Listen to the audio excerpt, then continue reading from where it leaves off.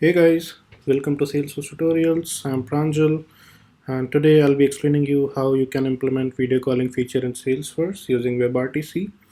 And I'll be explaining this through a small POC that I've done. So let's get started. So let's see what is in the agenda. So first I'll be showing you my demo. In the demo I'll be showing I'll be calling one of my friend. I'll be doing a video call, and yeah, we'll see that. After that I'll explain you what is WebRTC, what are the different applications which are currently using WebRTC, then the application flow, like the connection flow which happens, and yeah, and then I'll be walking you through my code that I have written to implement this, and then the different topologies which we can use and the security. So let's get started. Let me go to my org. Yeah, this is my org. I'll open my console log as well to see the different logs coming up. So this is the log I have created, in which I have mentioned stream added, which is like I have gained access to my hardware like mic and my camera, and that stream is added to my front end element. Now I'll click on initiate call.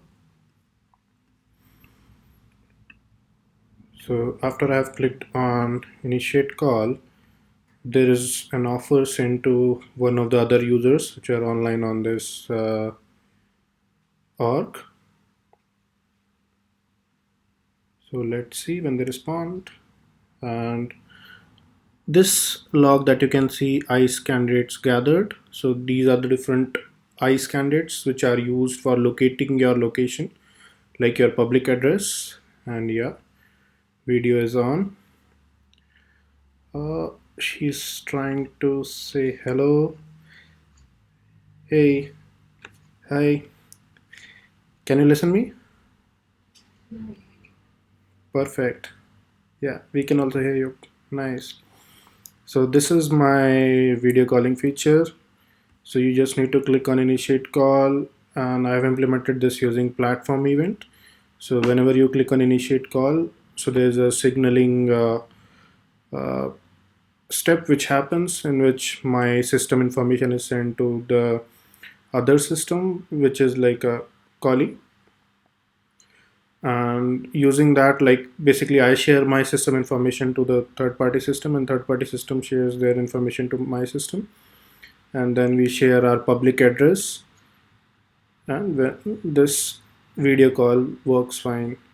Then I have added one mute and unmute button. So when I mute, you can see my video and audio is stopped. I'll unmute this once. Yeah, my video is on. Now I'll ask Shivani. Shivani, can you mute yourself?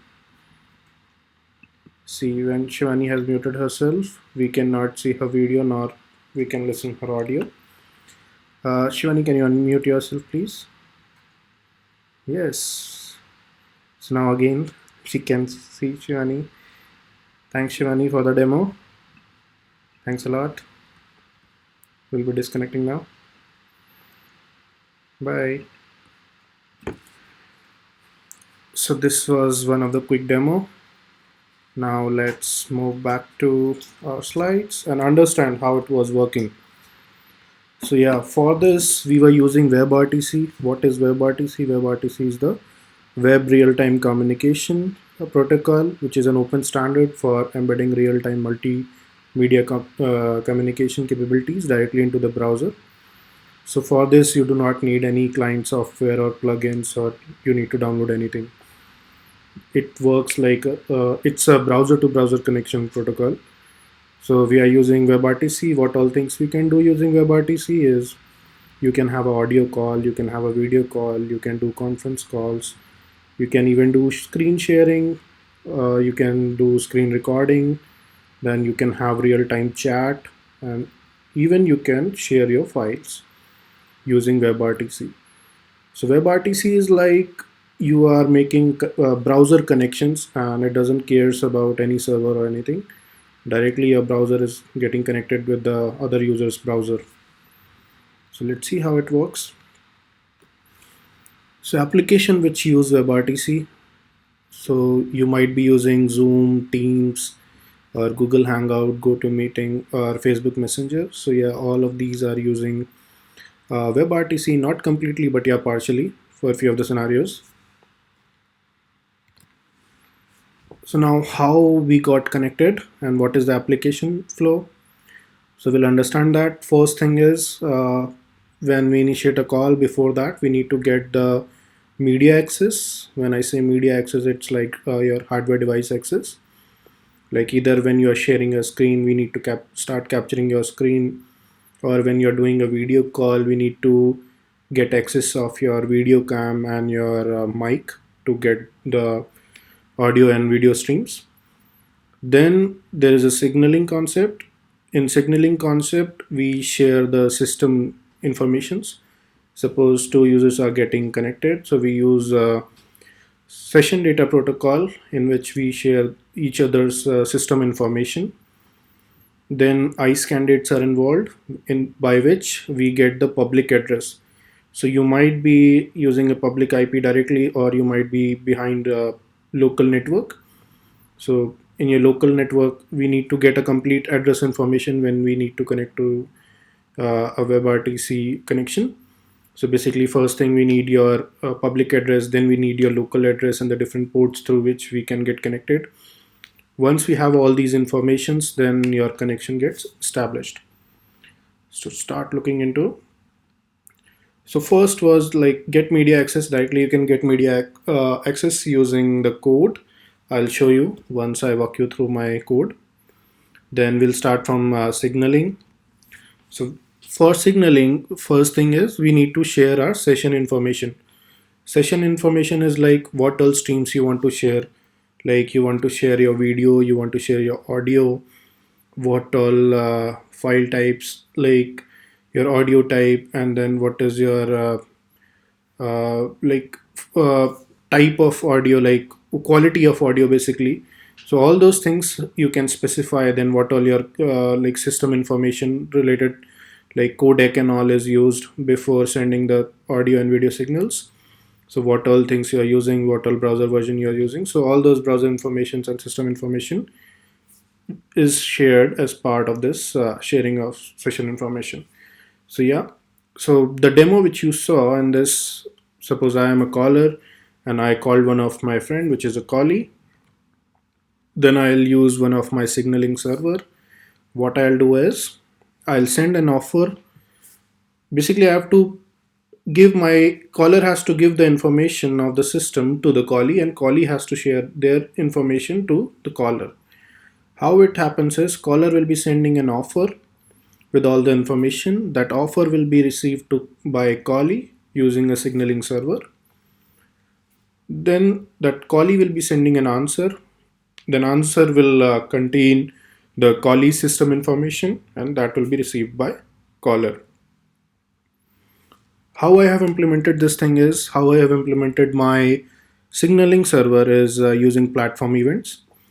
So when I clicked on initiate call, at that time I fired a platform event, which is this send offer. I fired a platform event, and that platform event was subscribed by my callee. And as when that event received my callee, immediately I stored it in my system, and then I again send my information to signaling server using platform events, and then it was transferred to the caller. So both are like subscribing to the platform event, and both can send the messages.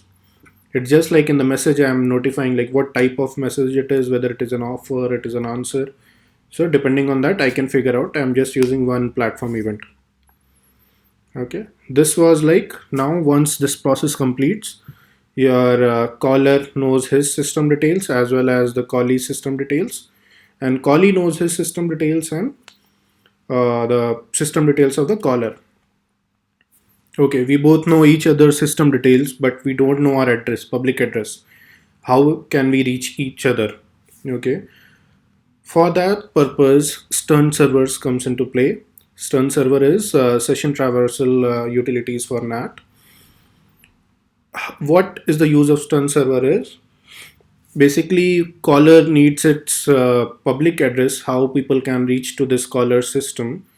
So what caller will do is caller will invoke the stun server, and stun server will try to figure out the location of this caller, and it will return you the ICE candidates. ICE candidates will have the information of your public address, then your local address and various other information, so that callee can reach out to the caller using direct connection. Same way, callee will reach out to the stun server, and stun server will respond with the ICE candidates. Same way, that ICE candidates will be having the information how people can reach out to the callee system. Once this both have their ICE candidates, then they have to share their ICE candidates to each other using our platform event, which is signaling server. Okay. Suppose stun servers are not able to get your public address. They are not able to figure out your public address. There can be various reasons. So then comes turn server. So one example is, suppose you are behind a firewall and these stun servers cannot figure out your public location because firewall will not allow any incoming request of stun servers. Then your turn servers comes into play. What turn server is? Traversal using relays around NAT. Okay. So basically, instead of going direct, what it will do is direct connection will not work because of firewall. Then what? How turn server will help is there will be a connection made, like when you're gathering the ICE candidates at that time, your turn server will return instead of your public IP, they will return just the turn server IPs, how that system can reach turn server, and they will form a connection. Same way, callee will form a connection. And once you share those ICE candidates with each other, like caller will share it with callee and callee will share it with caller, then connection establishment will take place. And at that time, the connection will be formed through turn servers instead of direct connections. So yeah, if you are like behind a professional network like firewalls and all, then a turn server can be utilized, which will have visibility to your systems, and it can help you in doing this connections. Okay, then how we share these ICE candidates. So again, for sharing the ICE candidates, we'll be using the signaling server. Your caller will be sending the ICE candidates. Callee will receive those ICE candidates, then caller will send the ICE candidates, and callee will send the ICE candidates and caller will receive that. So basically both are sharing their ICE candidates with each other. Okay. Once your signaling part is done, like your handshaking using offer and answer is done, then your ICE candidates are shared with each other. Your connection establishment takes place, and then there is a direct connection formed between the caller and callee. So this is the same principle I have used to implement my video call feature in Salesforce. So let's me walk you through my code. Let's see how it looks like. So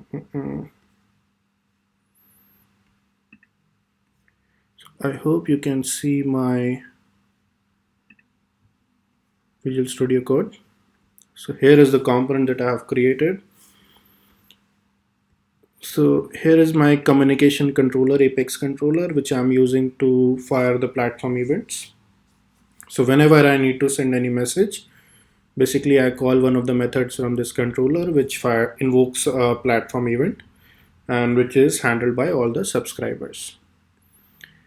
And to receive the message, what I have done is I have created a separate component, which is connection message, which is basically receiving the which is subscribing to the platform event, and whenever there is a message, it just sends us an event which is handled with this WebRTC component. Okay, and then you saw my video which was appearing through this your video, and this video component I use to display my video, and this video component I used to show the remote video which I was getting through the WebRTC connection. And then I have added one button to mute and unmute our videos. Okay, then let's see. So what will happen is both the pages will load. So I have not initiated the device access and all. When you try to call, basically to simplify my POC, I have just written this all concept in my do init. So whenever my component will load, I'll go and get the access. So how you can go and get the access of your hardware is navigator.mediadevices.get user media, and then you can specify. So I have specified I want audio access and I want video access. As and when I receive this access, basically I will be getting a stream, and I'm adding that stream to my local video. So that's how you were able to see my local video. I was just adding that uh, stream to my video component.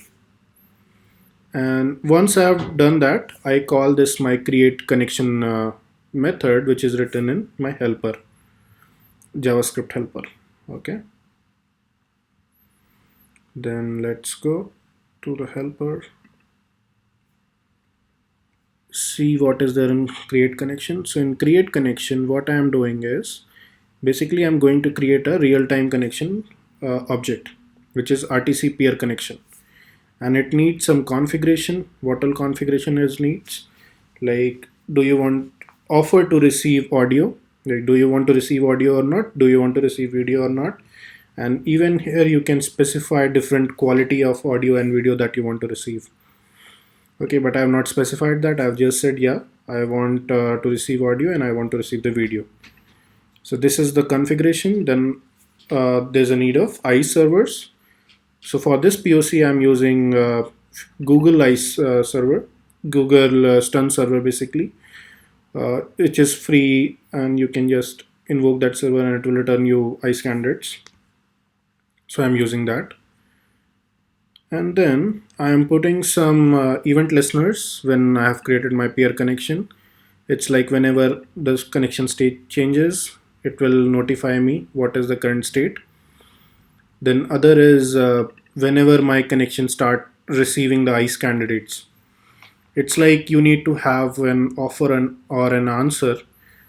Then it starts receiving the ICE candidates, like it starts invoking the stun server and it receives the ICE candidates.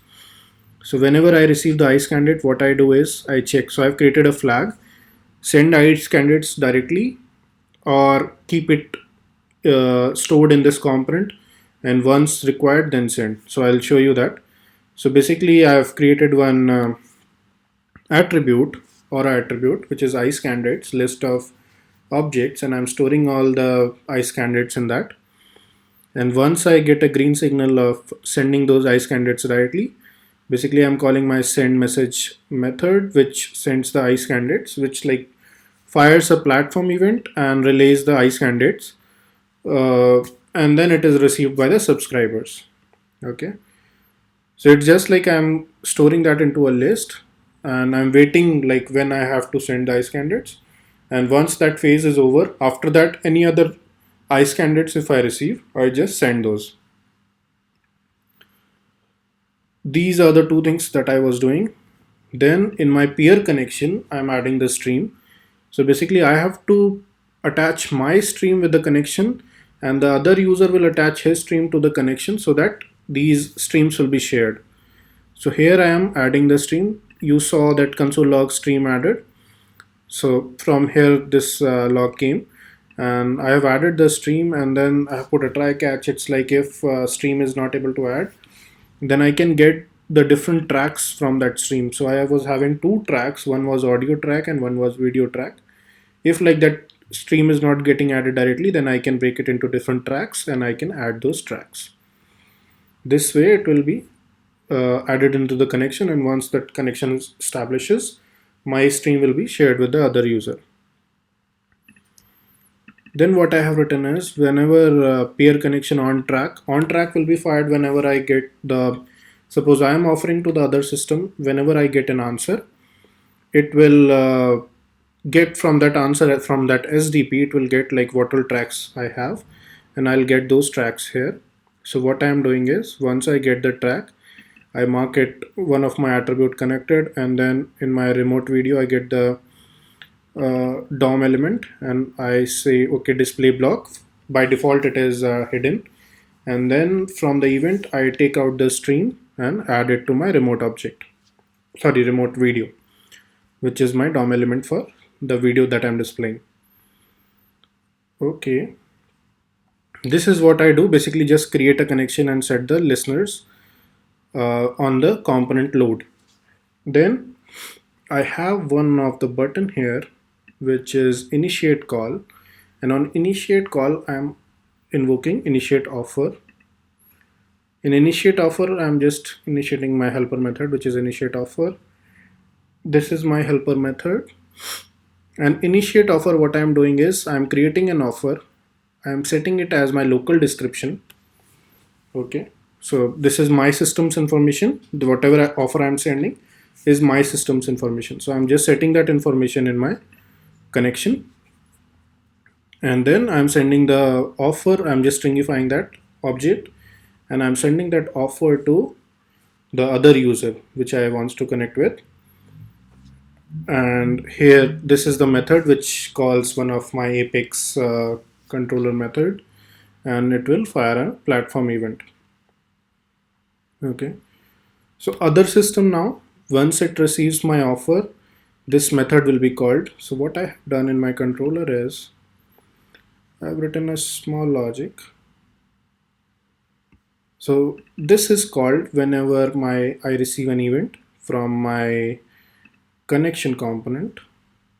So this was my connection message component, and this was the event which I was receiving. So whenever this event is received, my handle receive message gets called. Now let's go to the controller, and here I have written switch case, like when I receive an offer, or when I receive an answer, when I receive an ICE candidates, and if the call is rejected by the other user, what all things to do that I have written here. So basically so how is the connection happening? I clicked on initiate call. So then this initiate offer got invoked. It was set into my local description, and the offer was sent to the other user. Other user will receive an offer. What it will do, because that is other system's description, so it will set remote description. So in the peer connection, basically we have two description. One is local description, one is remote description. Local description will be my system's information, and remote description will be other system's information. So once we receive the offer, we just set into remote description, then we create an answer. When we create an answer, that means it is my system's information that I am sending as an answer. So I'll set that in my local description. Okay. Once this is done, what I do is I send this answer to the person who was trying to call me. Yes, I am ready to go on a video call with you, and this is my system information. So I send this information. Once this is done, what I do is I set this flag as true, and at this point, whatever ICE candidates I have gathered till now, I start sending that. So till now, whatever I gathered, I send it directly into one list. Okay. So this is the way we so what happened first, I created offer, I have sent to the other user has created an answer, he has sent to me, and then he has also sent the ICE candidates. Once I receive the answer, I set into my remote description, and I send my ICE candidates to the other user so that they can reach out to me. Okay. Then this receive ICE candidates will be called for both, and what they will do is they will just set all the ICE candidates in the peer connection.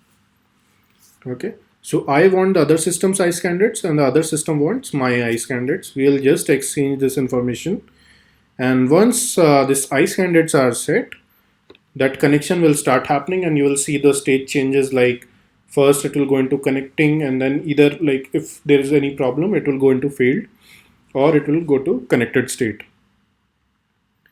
This is my send message, which was handling all message sending, which I am just calling one method, which is send message in my Apex controller, and I'm just passing what type of message it is, like it is offer or answer or what, and what is the object. So just pass these details. An event will be fired that will be handled by my connection message component. It will send an event to this component and it will handle the message. So this way basically we are trying to connect to each other. Perfect. This was the complete code. Now let's go back to our deck. Or maybe we can have a quick demo again so that you can see how it is working. Okay. So let's go back to our org. We'll see topologies later. But first we should go back to our call and see how it works. So I'll go to my home page. See this, I have added all this console logs. Sorry. So here I have subscribed to my event, which is connection message platform event. So I'll quickly show you my platform event object as well.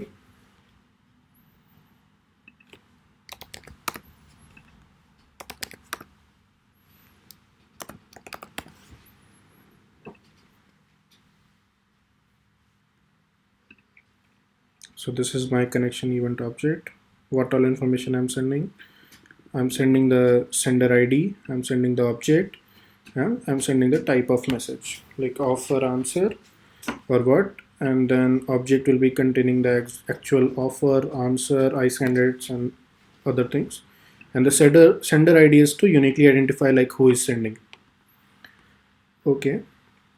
So this platform event I'm using. So here I have subscribed to my this channel connection message, and then this stream was added on my screen. Now I'll click on initiate call. So once I clicked on initiate call, this offer was sent and my ICE candidates were gathered, which was 10 ICE candidates, which had all the information about my system, all my like public address of my system. How can people reach out to my system? Then I've sent this message send was successful. This is when basically I dispatch the message. Finally, when I get a response from my Apex controller, that message was sent. I fire this offer message dispatched. I'm waiting for an answer from the other user. Yes, Shivani is back. So let's see what all things I received. I've added the logs here. So I dispatched the offer. Then from Shivani's system, I have received this ICE candidates. So you can see this is the local IP of Shivani. So all these different informations are there. And then I received the answer from Shivani. And this answer contains all the information related to her system. Answer received. Then what I've done is I have sent my ICE candidates. So all those ICE candidates were sent. And then it said one of the ICE candidates had some issue, so it's fine. But yeah, after that I switched the view. The switched view is when I start displaying this your friend's video section. And then once I'm done with this, see this connection state change to connecting, and then connection state change to connected. This is the place when finally this connection was done. Now I have done one more thing in which I've added the confirm box in which people like once I'm receiving the call I can accept or reject it. So I'll show that also. Let's refresh my screen.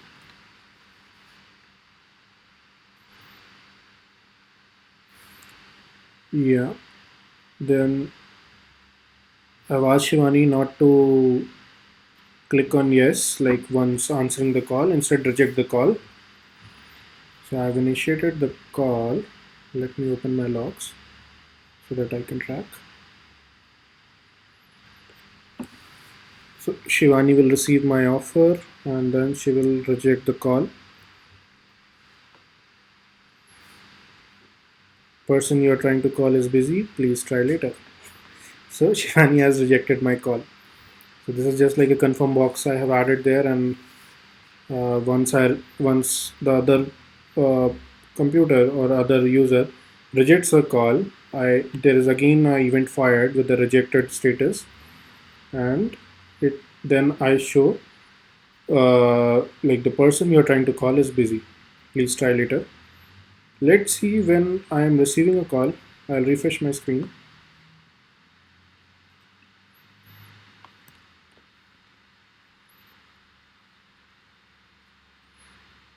My stream is added. Now, Shivani, can you please call me?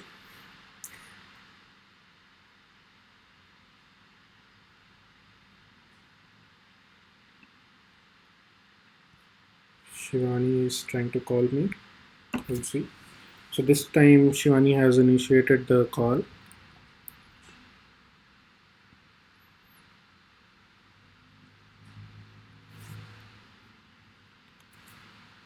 These platform events sometimes takes time. I don't know why.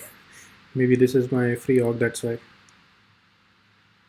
So basically I'm invoking my Apex, and from Apex I'm invoking the platform event.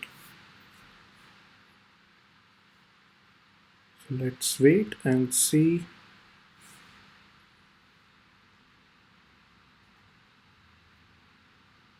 Okay, I got a call. So what I'll do is, for now I'll reject. I rejected Shivani's offer and this message was sent successfully. Fine. Shivani would have received a message like your call was rejected and the person you are trying to reach out is busy. Now let's again refresh the screen.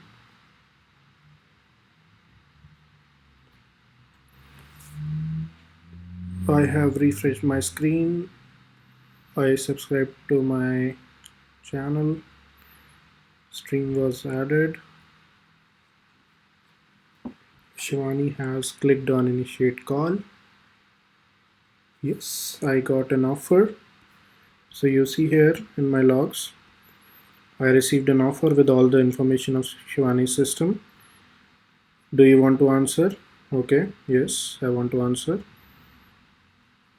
In the offer, I got the different tracks that Shivani has added. These tracks information, stream information. So on track method was called, and this view was again displayed on my screen. I have sent the answer, and I'm waiting for her response with the ICE candidates so that I can connect to her system. Yes, finally it got cut, and Shivani is saying hello. So it's fine. Our demo is working fine. Usually it doesn't work on a real-time demo. Nice. Okay, thank you, Shivani. Thanks for the help. Bye.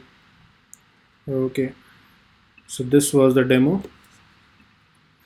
I hope you understood the flow. Yeah, we are done with the implementation walkthrough. Then let's understand. So now, like, this was one-to-one connection, but going forward, like when you see these teams or all these applications, these are like they are doing conference calls, they are doing various other like conference call or screen sharing and different things. So they use multiple topologies to do this. You can also do that. So currently we implemented peer-to-peer topology in which each system was connected to the other system. So the way we connected one system to this system, like one to other system, we can have these connections between multiple, like we want to do a conference call. So every system can get connected to each other system. Okay. So it's like if you have four users and you want to connect to each other in a one conference call, then you can have like you can connect to each of the other three systems and you will be getting the access like stream from each of the other three systems. So three downloads and three uploads. Basically, you're connected to three other system and you're receiving also the information from 3 other systems. But for this, like for 2 or 3, usually it's good for one-to-one connection, but it's not good for many-to-many. So for that, the second topology is selective forwarding, uh, SFU we call it, selective forwarding unit. In this, what we do is we introduce a server in between, and what the server do is one of the client will upload their stream. Basically, you connect to server instead of connecting directly to the other clients or other users, and you connect to this server, and this server will broadcast your stream to all the other users or clients that want to connect to the current call. Okay, and same way for you, that server will send all the 3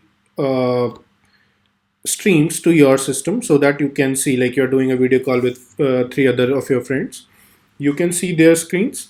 And when you are sending your stream, basically you are just sending one stream instead of sending that stream to all the other systems. You are just sending to your one server, and that server is distributing your streams to all the other users. Okay, this way, like your upload speed doesn't matter and capabilities doesn't matter, because you're just uploading one stream. Here it was like you are uploading, or you are sending those streams to 3 other systems, so your net speed, your system capabilities should be higher. Whereas in this topology, you are just uploading one stream, but you are downloading 3 streams. So basically your download speed should be good, your system should be able to handle the 3 streams. To reduce that also, you can go for multi-point control, which is mixing. And in this, what you can do is one upload link and one download link. Basically, you have you're uploading one stream and just downloading other stream, and basically you are connected to 3 other users, and the clubbing of the different streams is getting done at the server level. So your server should be highly capable of clubbing all the streams into one and sending that one stream to all the users, so that they can see each other's video and audio. So here it is like it is fine. Peer-to-peer topology is fine for one-to-one connection. Selective forwarding is fine for 4 to 5 users, or till, I guess, not more than 8 users. And if it is more than that, then multi-point control works perfect. Here, because the most of the like load-bearing capability is required at the server level in multi-point control, whereas peer-to-peer is like client systems control everything, and in this it is shared between client and server. So it depends, like number of users you are dealing with. Depending on that, you can select the topology that you want to use. So like usually these professional applications, like all these teams and all, they keep on switching between these topologies depending on the number of users and what type of call you're doing and what type of capabilities you are utilizing. It's like you're doing a one-to-one call. In that, introducing a server doesn't make sense, because you'll use the server also where it is not required, and your one system can easily work with other system, like your system can handle those capabilities. So yeah, depending on that, they do the dynamic switching between these topologies. Okay, and suppose where security is involved and you don't want to have a server in between, you just want to have a direct to direct connection, then you can go for this peer to peer connection. Okay, these are the 3 topologies which are used for this. Okay. I guess this heading got missed. Basically, this is security. So when we talk about security, first thing is you want to see browser protection. So first thing is like your connection is getting created between browser to browser. So whenever your browser updates are coming up, they are coming up with these security features and security updates. So if any security issue is figured out in that particular browser, it will be handled by that browser, and it will come as part of that browser updates. So you do not need to take care of the security other than that in your system, and your browser will take care of that. Then your media access. So whenever this WebRTC specification addresses this potential concern by allowing access to your media resources by requiring explicit permission. So when my page want to access your media devices like mic and your video cam or anything else, it will ask specifically, your browser will ask, do you want to allow to give access to these devices to this page? When you select yes, then only that access is granted, otherwise that is rejected. So it's always used by, like, asked by the browser to the user whether you want to give access or not. So it is handled there. Then encryption, if you talk about like you're sharing your stream with the other user, so encryption is the mandatory feature of WebRTC, and it enforces all components including signaling mechanism to have the encryption. So the signaling part is done by the actual provider, not the WebRTC browser feature. So for signaling, you have to take care, like if you're implementing, so whatever messages you are sending, you are encrypting that or not, it depends on you, and you have to take care of that. Whereas whatever is in the connection stream, connection between the browsers, that will be taken care by the WebRTC, which is securely encrypted. Okay, so thank you. That's it as part of this session. If you have liked this video, please don't forget to press the like button, subscribe the channel for more interesting videos, and share this video for others so that they can get to learn something from this. Thank you. Thanks a lot.